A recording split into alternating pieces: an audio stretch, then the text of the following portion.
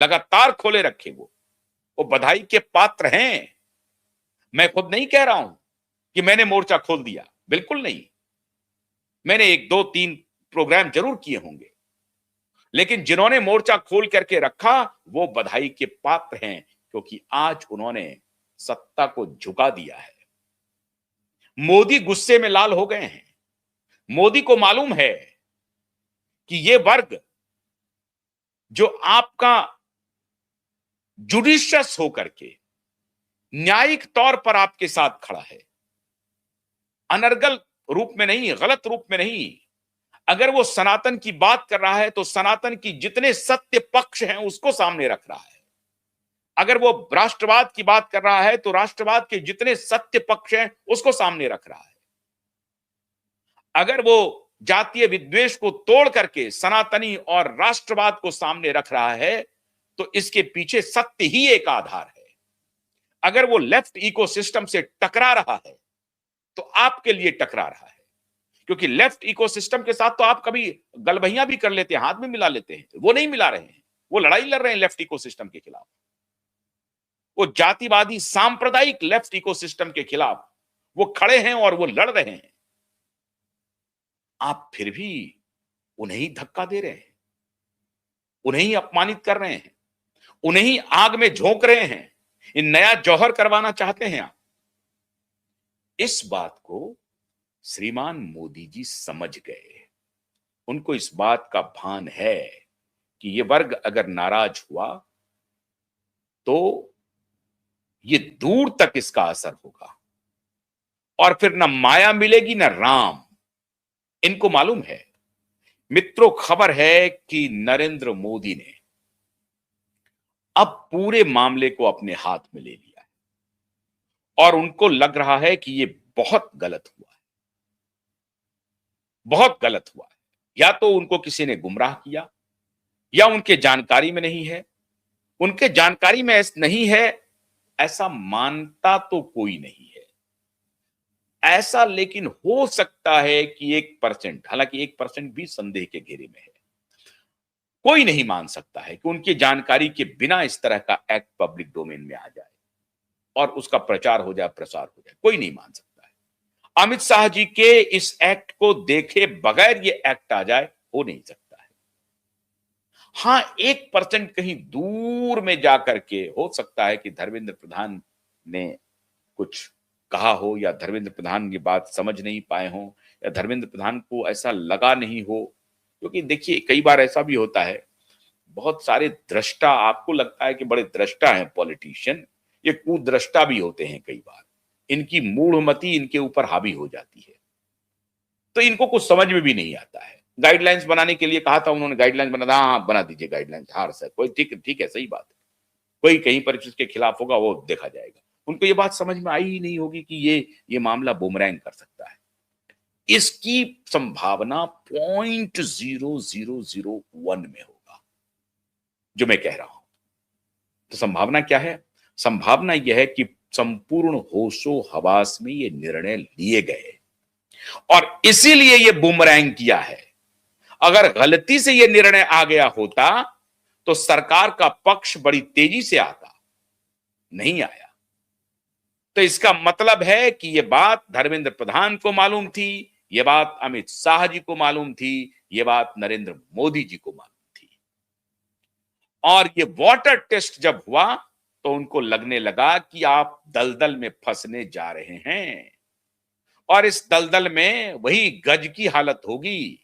हाथी के पांव अगर इस दलदल में फंसे तो फिर निकलना मुश्किल है।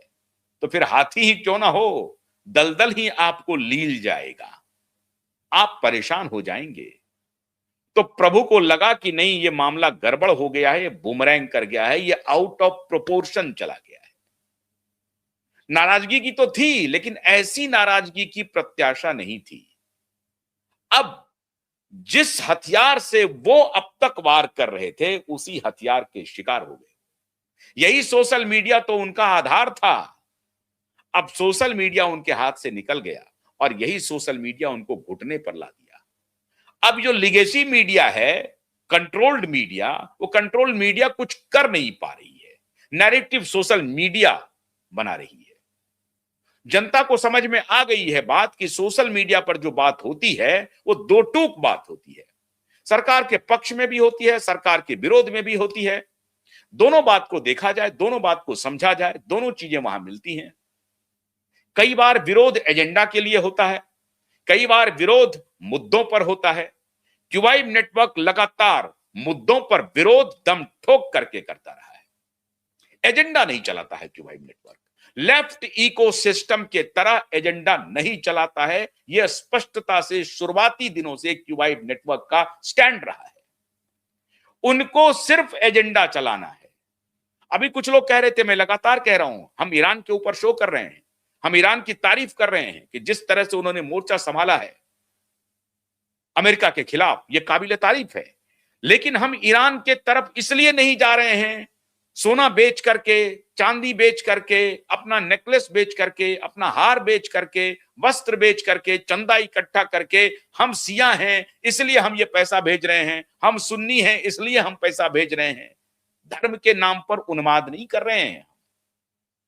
और इसलिए बहुत सारे लोगों ने सवाल उठाए कि जम्मू कश्मीर से 5 लाख हिंदुओं की, खासतौर से पंडितों को वहां से बाहर निकाला गया, किसी ने चूड़ियां नहीं बेची, कोई सड़क पर नहीं उतरा, पूरे देश में नहीं उतरा, तो ये लॉयल्टी संदेह के घेरे में है। ये स्पष्टता से उनके साथ बात करनी पड़ेगी, उनको आमने सामने ये शास्त्रार्थ में लाना पड़ेगा, उनको बताना पड़ेगा कि खमनई के लिए तो आप खड़े हो रहे हैं, लेकिन अपने यहां अपने सनातनियों के खिलाफ जो जुर्म हो रहे हैं उसके लिए खड़े नहीं होते हैं, उनके लिए कोई आंदोलन नहीं करते हैं। आपकी निष्ठा संदेह के घेरे में है और आप संदेह के घेरे में संपूर्ण रूप से हैं। और इसीलिए गजबाए हिंद का जो खेल चलते रहता है आपका, जिसको वामपंथी समर्थन करते हैं, वामपंथी की निर्लज्जता देखिए, वामपंथियों की निर्लज्जता देखिए। उनको सनातन में सेक्युलरिज्म उनको चाहिए, लेकिन इस्लामिस्टों के साथ सेक्युलरिज्म नहीं चाहिए। इस्लामिस्ट अगर कुछ कर रहे हैं तो उनके धर्म के साथ खड़े हो जाएंगे। ये उनकी धूर्तता है, ये मार्क्स के जमाने से चली आ रही है। सनातन को कहेंगे कि वो सेकुलर होना चाहिए, आप सांप्रदायिक हैं, आप कंजर्वेटिव हैं, वहां टोपी पहन के जाएंगे, जाली टोपी पहन के जाएंगे तो वो सेकुलर हो जाएंगे। ये नैरेटिव वामपंथियों ने चलाया है। तो ये वामपंथी नैरेटिव की तरह, ये वामपंथियों की तरह एजेंडा क्यूबाइब नेटवर्क नहीं चलाता है। हम उन पत्रकारों की श्रेणी में नहीं है। तो जहां सच होती है वहां साथ खड़े होते हैं, जहां गलत होती है डंके की चोट पर, चाहे प्रधानमंत्री हो, चाहे बीजेपी हो, चाहे कांग्रेस हो, चाहे चाहे केजरीवाल हो, चाहे कोई हो, सामने से खड़े होकर के लड़ाई लड़ते हैं, सत्य के साथ खड़े होते हैं, न्याय के साथ खड़े होते हैं, जो समाज हित में हो, जो देश हित में हो, जो डिविसिव नहीं हो, जो बांटे नहीं, जो जोड़े, उसके लिए खड़े होते हैं। अब नरेंद्र मोदी जी को लग गया कि हम असत्य के साथ खड़े हो रहे हैं, अन्याय के साथ खड़े हो रहे हैं, हम दुराचारियों के साथ खड़े हो रहे हैं। और तब उनको लगने लगा कि नहीं, ये दुराचारियों के साथ हम खड़े रह करके कहीं नहीं पहुंच सकते। ये जो पॉलिटिकल एक आइडियोलॉजी है कि नहीं नहीं ये तो विरोध होता है, सेटल डाउन हो जाएगा, कुछ दिन में गुस्से होंगे, कहां जाएंगे, या कैलकुलेशन करते रहते हैं कि चलो इसका इतना नुकसान होगा तो इसका इतना नफा होगा। ये प्रकृति